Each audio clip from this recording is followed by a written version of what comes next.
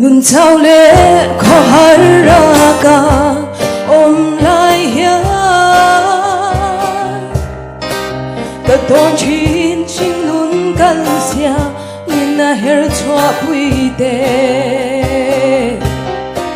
nang ma ti lom thei reng om hian an moi lo im mi sia ti shoi na zom tu te lo tu oi su min khong ai ro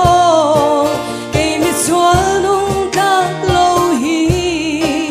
ka thei to chút le ma se ka avat se min ka in min shoi zen la nang ma phak le choi moi te hi oi su ka tu ber ni ka ron pan se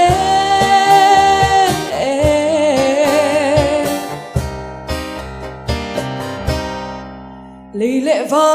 na shin fa te chia thiam phak lo tu lu in thu pe chuan in wo pui nan quan ma se i mang ai le shin fa te hiam mo